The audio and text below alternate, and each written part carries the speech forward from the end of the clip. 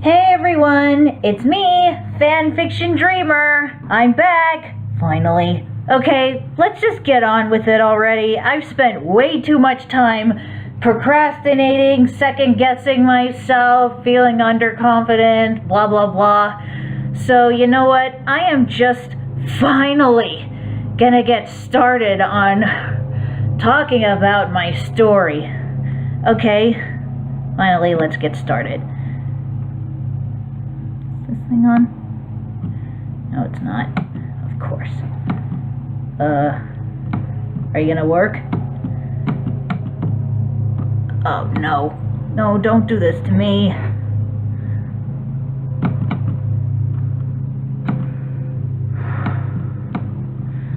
Alright, hang on. Alright, thank goodness. Alright, here we go.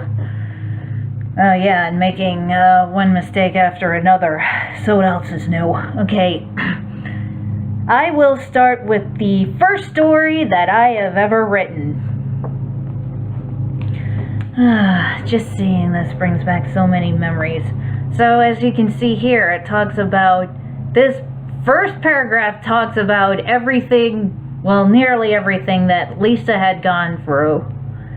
Just a brief summary and a few sentences. And the story starts with Lisa, the Powerpuff Girls, Maggie, and her puppy Sally getting started on their journey to save the Earth from some sort of evil force. And it starts with them receiving a telepathic message from Lee, and as you can see on here, you'll notice that the dialect, whatever it's called, is written very differently from a lot of traditional stories. Well, when I was a kid, I really didn't like how the dialect usually is written. You ever read something in which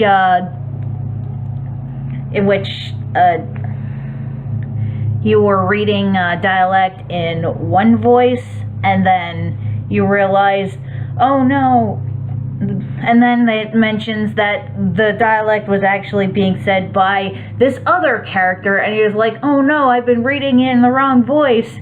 Well, this right here, the dialect that I came up with, it tells you who speaks before the person actually starts speaking. So I like this better, and yeah, I'm a bit of a rebel. So I am not going to be writing my dialect the traditional manner. If you want to see it that way, you're just gonna have to invent a computer program that will switch between the different dialects. Yeah, I'm that much of a rebel. So anyway, you can see Lisa is telling her speech, goodbye, say goodbye. And right here where Homer says, boring.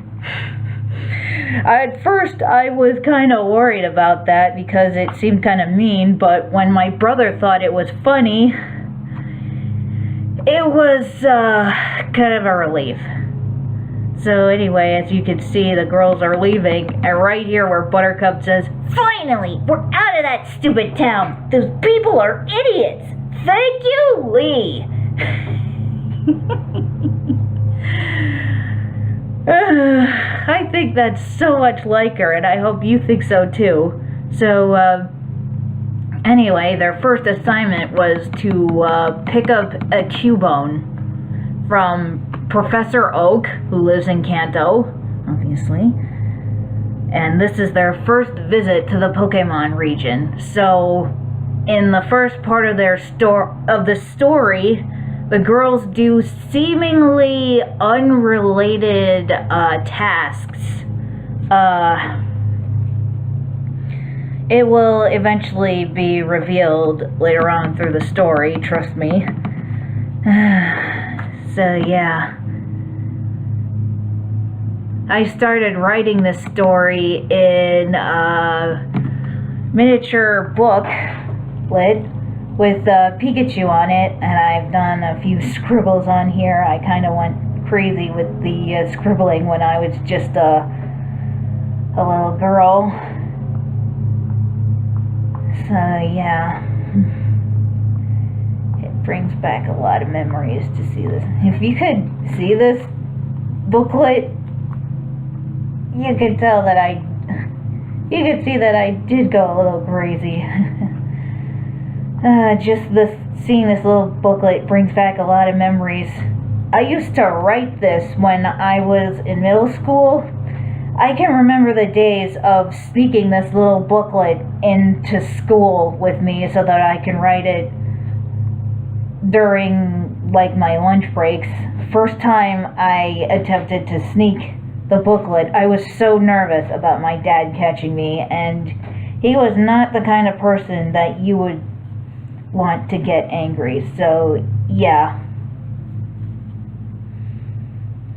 But after a while, the nervous feeling subsided, and I got used to sneaking my work into school bit by bit, and started working on it at school. It's such a good feeling.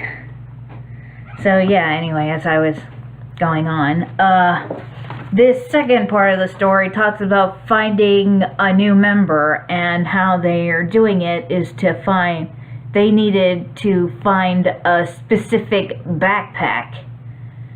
And that will also be explained later. So anyway, the girls were looking for a new member, and guess who the new member of their team is going to be?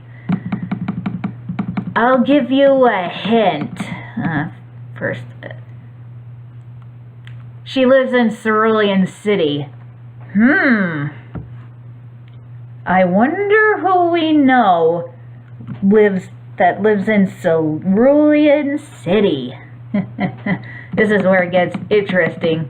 And speaking of interesting, there's something else very, very unique that I put into the story. Maggie Simpson, she can speak telepathically.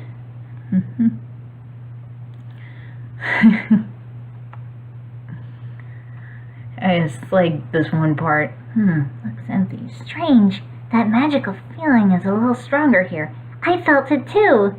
There's something atypical about this. You're communicating to us through your mind. I'd be surprised if anyone found that normal. Oh, shut up, Buttercup. So anyway, as you get through this, I wonder if I had... Why did that not carry on? I just don't understand this computer program sometimes. So anyway, as I was saying, they started to look, at least.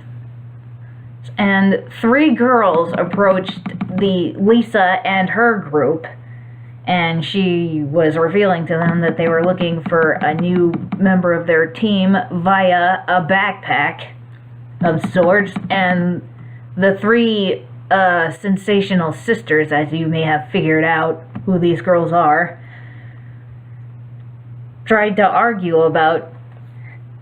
were arguing about who the backpack belongs to. And Misty shows up and said it was her backpack, and her sisters were belittling her as always. And then Lisa pulls out a device known as the Arrow of Truth. A little something that I came up with to try and keep the story moving along, as I am trying to do myself with talking and stuff. So yeah, to everybody's surprise, the arrow points to Misty, after Lisa asked who the backpack belongs to. So yeah, it talks a little more about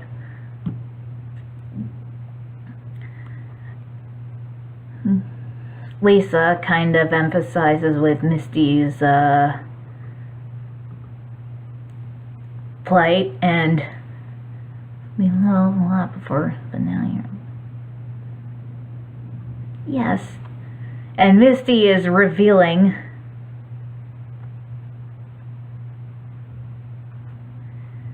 She then used her telepathy on Misty.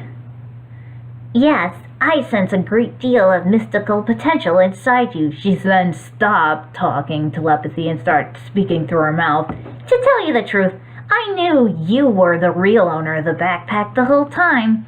I thought I should use the arrow of truth to prove it, and to mess with your sisters. So yeah, she really does emphasize with Misty a lot.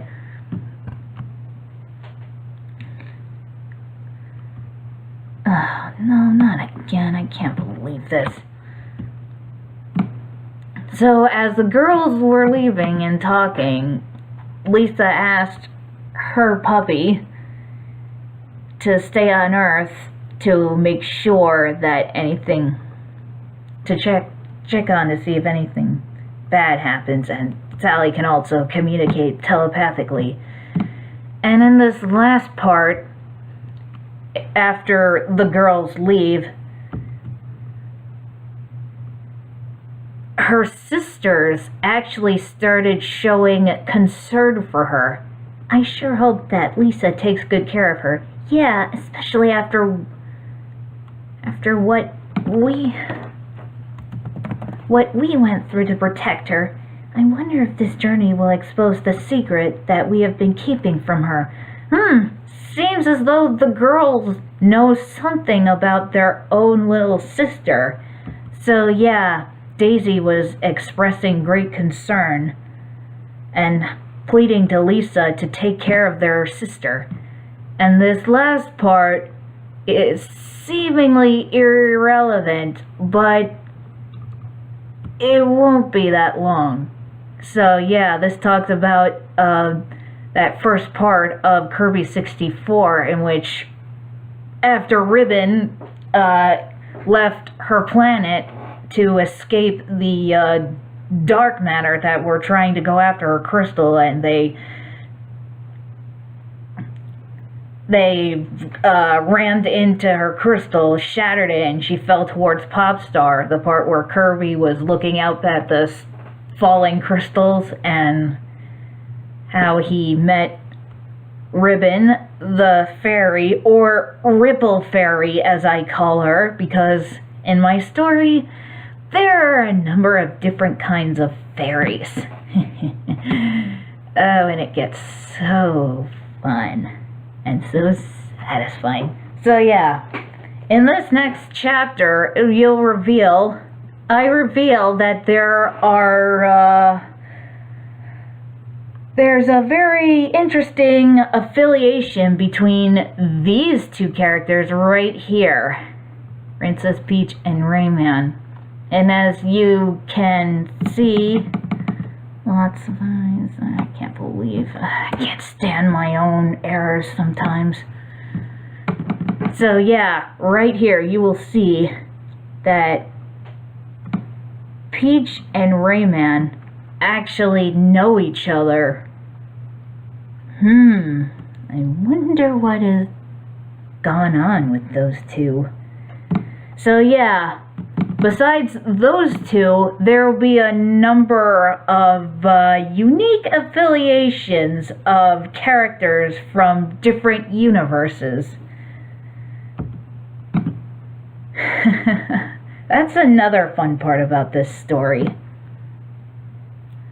So yeah, I don't need to talk a lot about this stuff that's going on in the story, so yeah, chapter 4 talks about them trying to search for Lee so they could give Misty her power, so she can give Misty her powers. So yeah, this is another kind of unique fairies in my story. These kinds of fairies that Lee, Lisa, and Misty are known as guardian fairies. They're like the type of fairies that are in charge of protecting the universe and keeping it safe from the forces of evil. However, not all of them fight evil head on. at some point in my story, something happened to Lee, and she has used up a lot of her powers. So she pretty much is too weak to do anything and spends so much of her time meditating to not regain her powers, per se, because she just lost so much of it that it would take too much time for her to restore them all. But she does it as a means of keeping herself alive, and you will find out about that in the long run.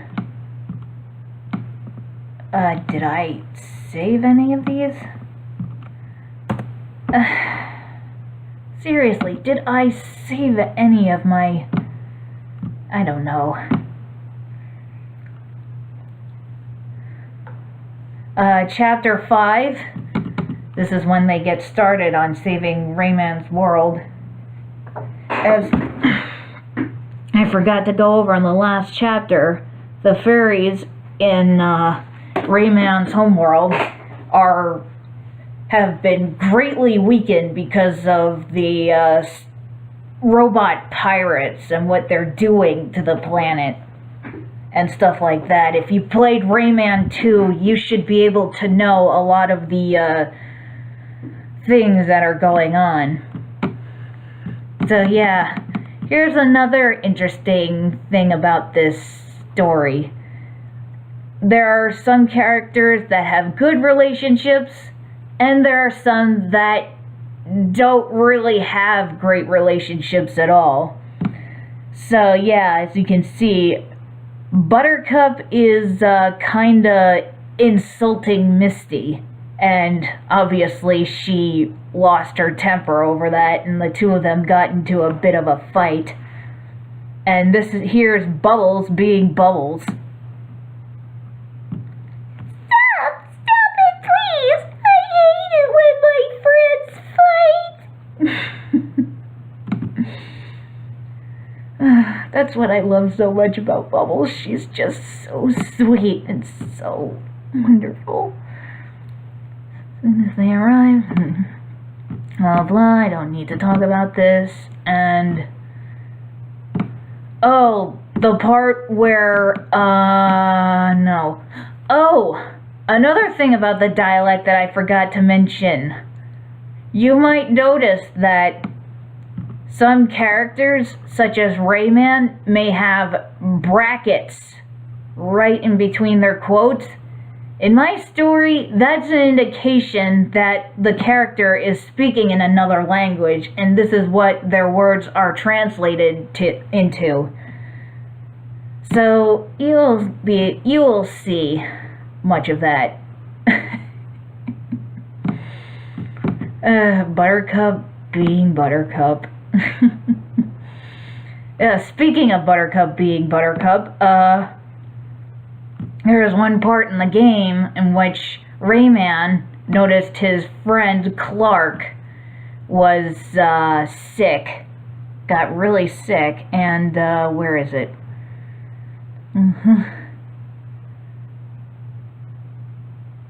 Yeah, his friend Clark got very sick, and they need to look for like a potion to make him better in the Cave of Bad Dreams. And let me skip on to one of my favorite parts of the story.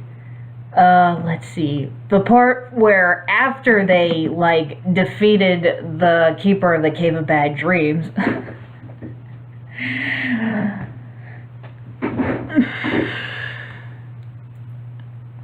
And found like mountains of gold. Let's see, guys, reached large piles of gold. It is gold. And you have to make a decision in the game whether to take the gold or leave it. Buttercup right here going nuts over the gold. That's so funny. And Lisa's like, Hold on, Buttercup. There may be a catch. I'm with Lisa on this. I don't trust this place one bit. Oh, you spoil sports always ruin everything. So yeah, right here is when Rayman was trying to make the decision, and he asked the girls for their opinions. And for Lisa, she's like, I highly doubt that's a wise decision, Rayman. I'm with Lisa on this one. I hate this place.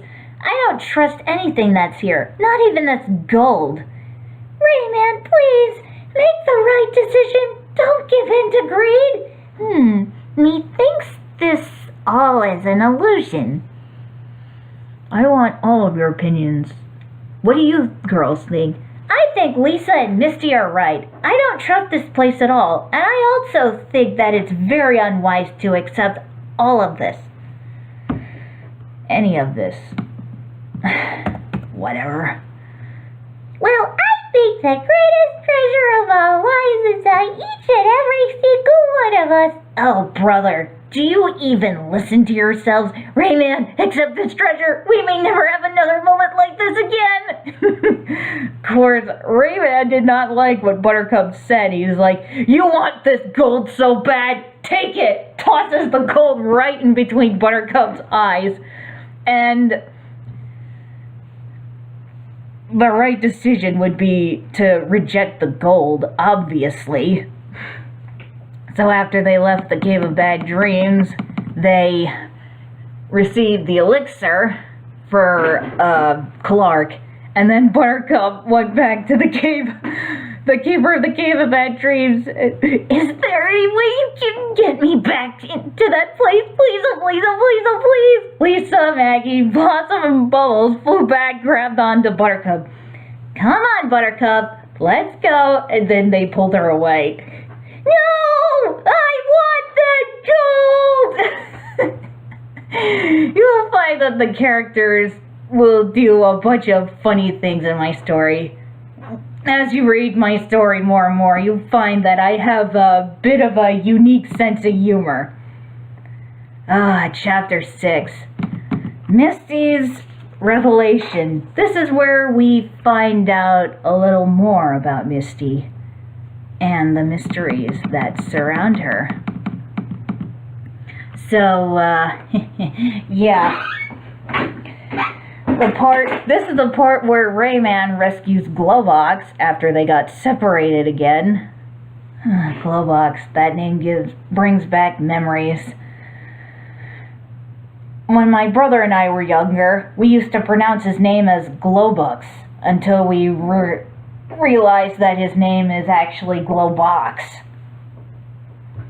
If only we'd known that back then, things probably would have been different. Oh well, what can you do? So, they realized that Globox has a special ability to summon rain by dancing, and Misty was so amazed by that, and then she just starts talking a bit about herself. How she, right here, so much,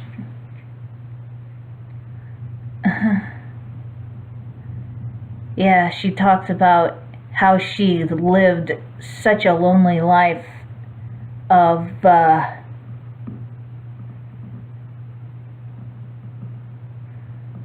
being sheltered in their home, and that her only friends were her sister's water type Pokemon. And it gets kind of sad. It's kind of sad, and I mean, you would kind of wonder, you'd probably wonder, why was she sheltered in her home?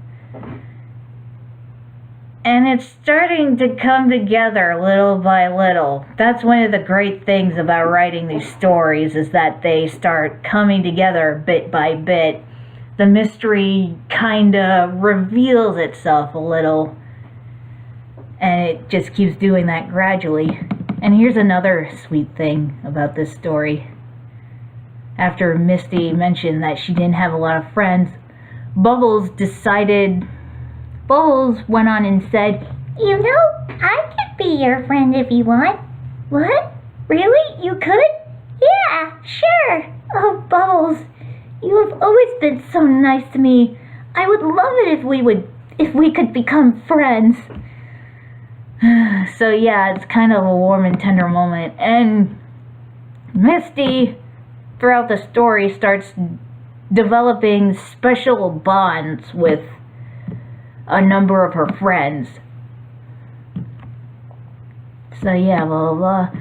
So, anyway, there was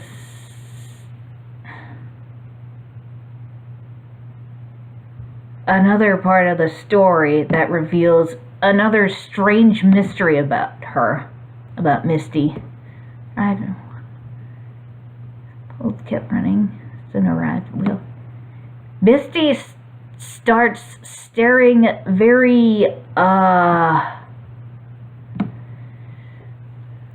staring out at the ocean in a sort of dazed manner, sort of a trance of sorts. And she tends to get like that a lot, and Lisa began to notice this. She's like, Misty, what is it? I don't know why, but I have this strange feeling that I've been here before. Not here exactly, but I felt like I have swam many oceans before. I wasn't me exactly, but someone else. I don't know how to explain it exactly. I'm sure we'll be able to figure it out eventually. I sure hope so. So yeah, the story continues on. There was definitely something familiar about that. So something mysterious is going on with Misty.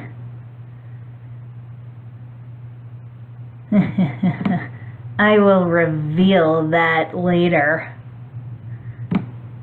Blah, blah, blah.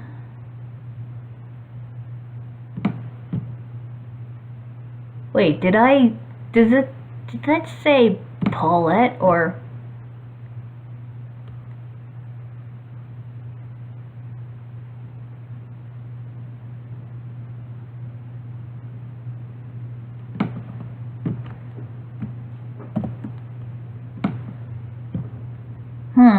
Interesting.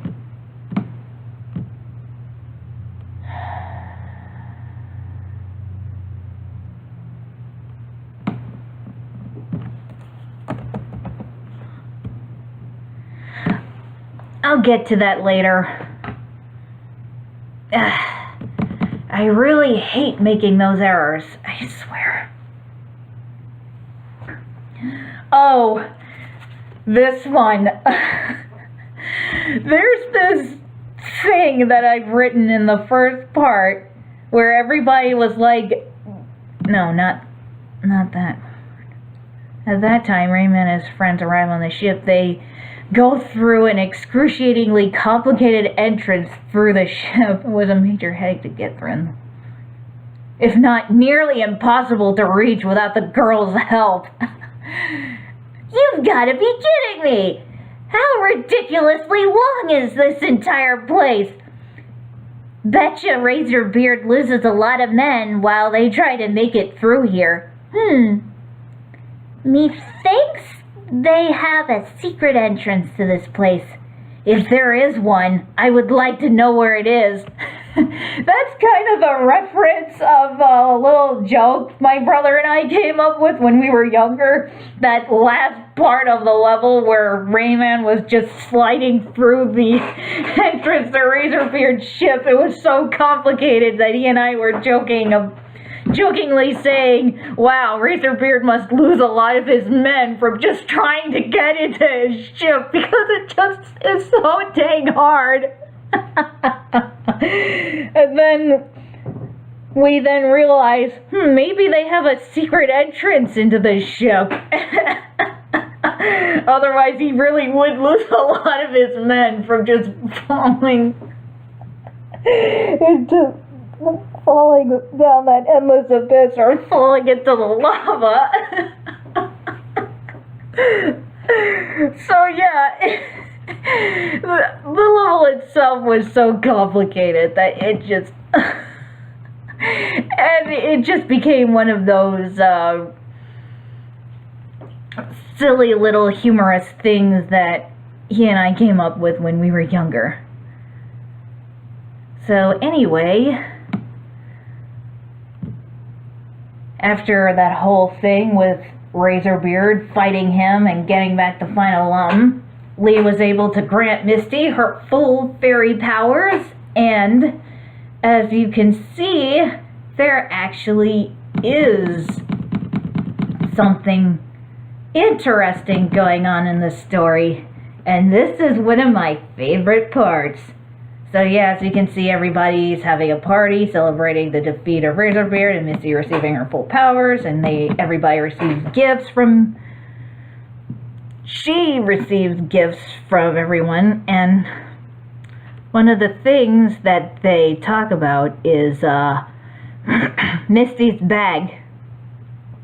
They reveal that her bag is magical, can hold more than you can possibly count. The best way to describe how much stuff this bag could hold, it can store the entire universe. That's how massive the space in the bag is. So yeah, the bag is magical, and Lisa reveals something interesting about the bag. See, my bag magical. I find that hard to believe. Mystic items, or rather Lee reveals, mystic items such as your bag are attracted to many magical beings such as yourself. Do you remember when you first received the bag? And then they started talking about this whole mystery of how Misty received the bag in the first place. So yeah, Misty's bag is magical, and it's how the girls were able to find her in the first place. The next part of the story, another one of my favorite parts of the chapter, is when the Powerpuff Girls were presenting their gift to Misty, and the girls were like talking about, well, we have been addressing how you look at the moment, and first off, we don't like it. What? What's wrong with how I look? Well, one thing is certain, those suspenders are not you. Oh, crud. And that poof has got to go. What? What are you guys trying to say? What is this all about? Here's what we have in mind. Makeover! They then flew around Misty, and so yeah. It is then revealed that the girls were giving Misty a makeover, and the girls like what they did. Oh wow, it's amazing! She looks better already. Job well done, girls. So they hand her a mirror, and they revealed that they changed her look a bit. Her hair was completely let down. It was short and straight, and her suspenders were gone. You really like me better this way? Absolutely! You look more beautiful that way. We can see you for who you truly are. Of course, if you prefer to going back to looking stupid, then that's fine with us. Is that how you girls see me? Absolutely! If this is how you see me, then so be it. I'll take this look. So yeah, I kinda gave Misty a makeover, and I will show you what she looks like, or I have already showed you what she looked like. And then Lee presents Misty with a very, very unique gift. It's something that she said is something that is rightfully yours. A gold lum containing a mystical power of sorts that is very unique. And here it is. Gone. Purchase her surrounds her. What's going on? Relax, it'll all make sense. Watch in amazement as the waters surround her. Misty was in a new form. What is this? What am I? Oh my gosh! She's a mermaid! Yes. At long last, I've finally found you, princess. Me? A princess? But this doesn't make any sense. Lee, what is going on? This is something that I need to tell all of you. Long ago, there once lived a protector of the Earth's oceans, but she was destroyed by a terrible and evil wizard. I was able to save her essence and store it inside a human host. I have waited a long time to see you again. What? I don't get it. We just met. You have forgotten everything, haven't you? That is to be expected. Your family has guarded over you. I checked in every now and then to see if you would return. Tell me, have you ever had any strange incidences involving the water?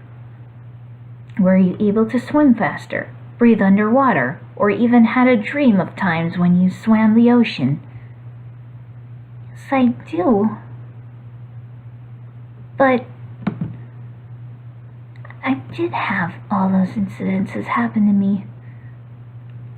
The power itself always lived inside of you. It just needed to be unlocked. Your sisters have done a wonderful job with protecting you. What?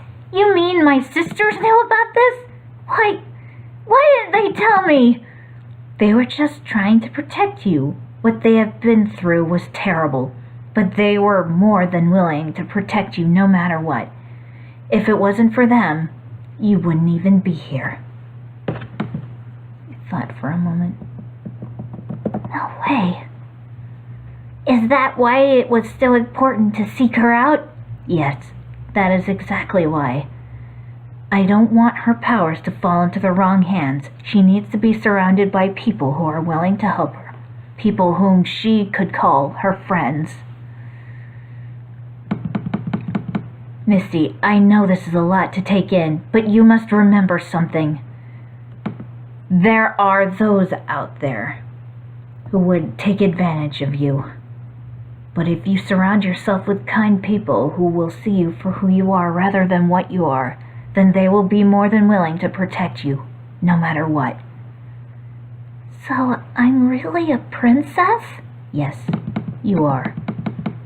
This is a responsibility that you have to accept. Bringing you back alone will help restore the balance of your planet's ocean. I guess I don't have a choice. I'm going to have to talk about this with my sisters once I get home. So, yeah.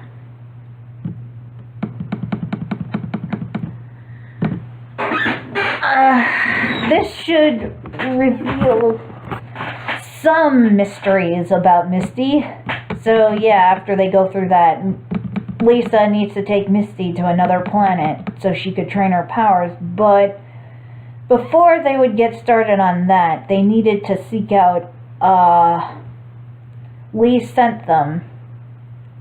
These are mortal. They needed to go to a planet called Ripple Star. There I left a magical item. I need you to retrieve it for me. So yeah, it's in a...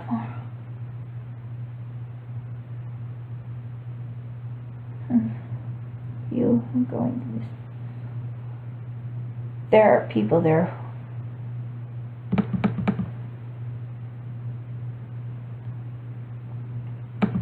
So yeah, they revealed that in order to reach Ripple Star, they needed to go inside Lisa's bag.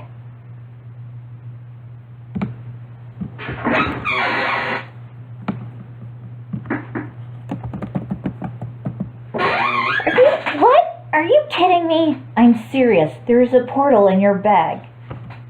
In the bag that leads... Dang errors. That leads to where you need to go next. Don't worry, Misty. I know the way. Come on, girls. So, in Chapter 9, they are going to Ripple Star. But before they do that, they needed to find a portal to where Ripple Star was. And they have a teensy living in Lisa's bag who pretty much like knows the place like the back of it little guy's hand. And it takes the girls to where the portal is. Now, you would think because it's a magical bag that there would be like some sort of magical portal. Well, the portal is a door. Yeah, basically a door that seemingly leads to nowhere. Thank you. I will see you. I will see the notification after I'm done, sweetheart. So yeah, it's a door. Kind of one of those awkward sense of humor things. It's kind of ironic. Well, I was expecting it to look like a swirling portal of something.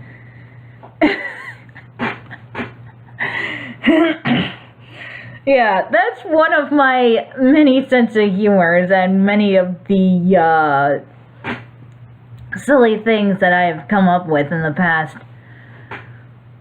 Then again, I've come up with far sillier things during my childhood. You'll find that my ultimate story is full of so many of these adorable sense of humor of sorts. Yeah, I was pretty crazy as a child, and I still am today. So yeah, anyway, as Lisa and the others entered a place called... The portal is actually... leads them to some place known as the Backpack Galaxy, which may sound like an entire galaxy inside a backpack, but it's actually a galaxy on the other side of the universe, so far away that not even magical beings could reach it. Having the galaxy in my backpack was my original idea, but I decided to scrap it. And it's called the Backpack Galaxy because the portal to the galaxy is inside a backpack. So, anyway, as they were making their way into Ripple Star, and this happened again, as you can see, this story pretty much carries on to, picks up to after the end of Kirby 64, in which everybody was being rewarded pieces of the crystal after they defeated the Dark Star and returned the crystal. The girls arrive, and you may notice that Kirby knows Lisa.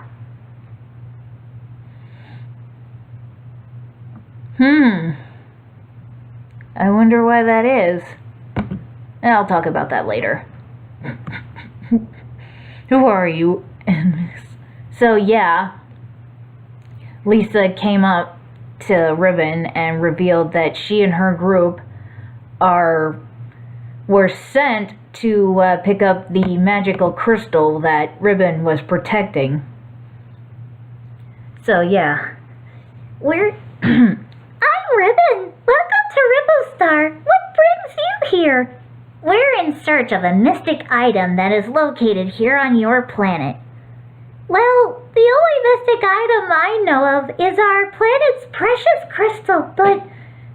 Wait, are you here to retrieve that? I think so. Lee didn't tell us exactly what mystic item it was. Lee? You mean the Great Merciful One? The Great Merciful One? I didn't know she was called that.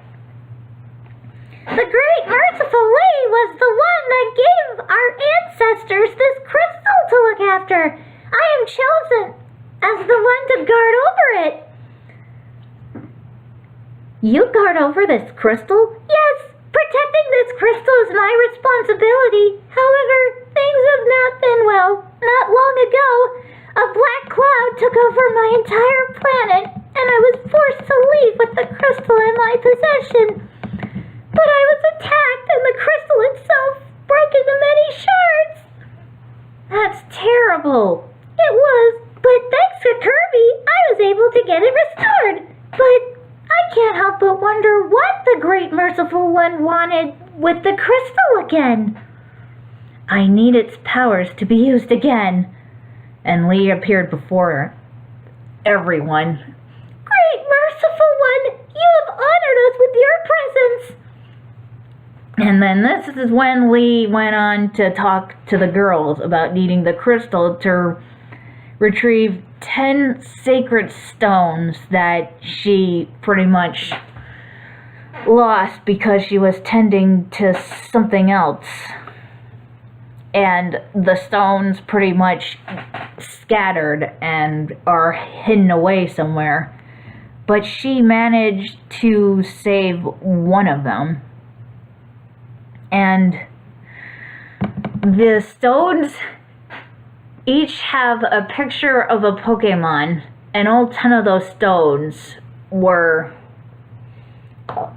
all 10 of those Pokemon are each of my favorite Pokemon.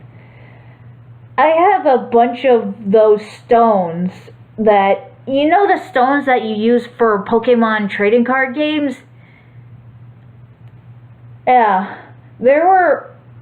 I have those, and there were also tiny pictures of different Pokemon that came with one of those Happy Meal toys from either Burger King or McDonald's, I can't remember. So what I did was cut out those tiny pictures and tape them onto those stones, and those are basically the Pokemon stones in my story. So, yeah, Lee managed to retrieve one of them. And it's one with the picture of Mew. Yeah, the legendary Pokemon that she revealed is her Pokemon. And she also reveals that she has a solar system in which she created some of the Pokemon. So, there are some Pokemon that live on other Earth, and others that live on other planets. It's kind of crazy, but hopefully it'll start to make more sense. So anyway, she then reveals why she asked Lisa to pick up a Cubone from Professor Oak in the first story. And then she revealed that it's because the Cubone itself contained one of the Pokemon stones. So yeah. So eventually they get started on a crazy journey, and before they did that, they take Misty to another planet to train her for her powers for an entire year. if you would like to see the story yourself, you're more than welcome to come on to this website, fanfiction.net, and just look for my name, Fanfiction Dreamer 627. I would have gladly used just Fanfiction Dreamer if the person from Sweden didn't take it, but what can you do? Sometimes these things happen and you just have to be forced to come up with something else. That's okay. I don't mind. So, I think that'll be it for now.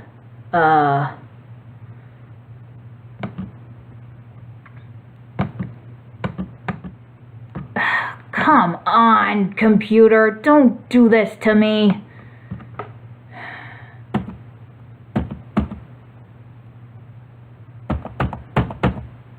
Thank you. So, next time, I will talk a little more about my story, and then I will talk about something else very important to me that involves my story. And I will be working on fixing a few of the errors. But you got to admit that little thing with the portal and the backpack being a door, you have to admit that's pretty adorable. Oh, Emil, what have you done to me? So, yeah, that's it for now. I'll see you next time. Bye.